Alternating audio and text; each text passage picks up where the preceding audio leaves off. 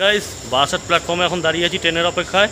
Train ধরে এখন শিয়ালদা, ওখান থেকে চলে যাব স্প্ল্যানেড থেকে রাত্রে বাস ধরবো, তারপরে ওখান থেকে কোথায় যাচ্ছি। এই তো ট্রেন চলে এসছে, এই ট্রেনে যাচ্ছি। গাইস আমরা এই ট্রেন থেকে নামলাম শিয়ালদাতে, মোটামুটি ঢুকতে এখন 12:36 রাত হয়ে গেছে।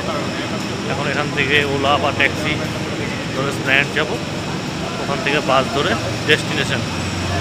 আছি সবাই একসঙ্গে, 4 জন আমরা বেরিয়েছি, আমি, পাপাই, দেবাশিস আর আমাদের ছোট্ট বাচ্চা একটা আছে হাবিব। সঙ্গে থাকুন, আবার আসতে দাঁড়িয়ে আছি। এখানে আরও প্যাসেঞ্জার কিছু উঠবে বাসে রাত্রি 1:30 বাজে। তারপরে আমরা একটু খাওয়া দাওয়া করে নিচ্ছি, এখান থেকে খেয়ে দিয়ে একেবারে দেবো ঘুম, সকালবেলা উঠে দীঘা। এখন আপাতত কাঁথিতে চলে এসেছি। আমাদের বাস ড্রাইভার দাদা জোর টেনেছে বাস। এই আমাদের দেবাশিস বাবু সকাল সকাল তার চানা করে ঘুম দিয়ে উঠেছে। নিউ দীঘায় নেমে গেছি, বেরিয়ে এখনো হোটেল কিছুই দেখার কোনো গল্প নেই। আগে এখন সবাই বলছে দীঘার পাড়ে যাবে, সঙ্গে থাকুন, নতুন ব্লগ নিয়ে আসতে। উঠে পড়েছি, খুব সুন্দর হোটেল, পুরো সি ফেসিং হোটেল আছে। এই হলো পুরো সি। ওয়েদারটা আজকে খুব ভালো, পুরো মেঘলা ওয়েদার, বৃষ্টি হচ্ছে। তা এখন সব ফ্রেশ হবো, ফ্রেশ হয়ে তারপরে একটু বেরোবো। হোটেলের নাম জয় কিং ইং হোটেল অ্যান্ড রেস্টুরেন্ট। পুরো সি ফেসিং আছে একদম, আপনারা দেখুন।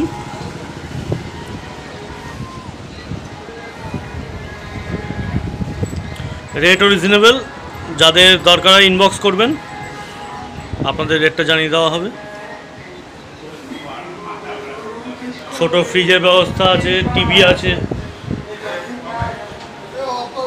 সবাই ঘুমাচ্ছে, রেস্ট নিচ্ছে এখন।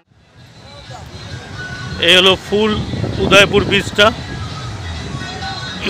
আপনারা দেখুন। সব নৌকা এখানে, বড় বড় সব নৌকাগুলো যায় মাছ ধরতে, এখানে চলে আসে, ব্যাক করে আসে।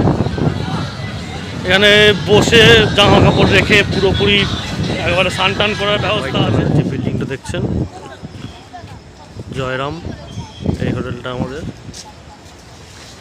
ডিনার চলে এসেছে, 3 জনেই রাত্রে পমফ্রেট মাছ দিয়ে ভাত দিয়ে খাবো বলেছি, শুধু একজন বলেছে রুই মাছ খাবে।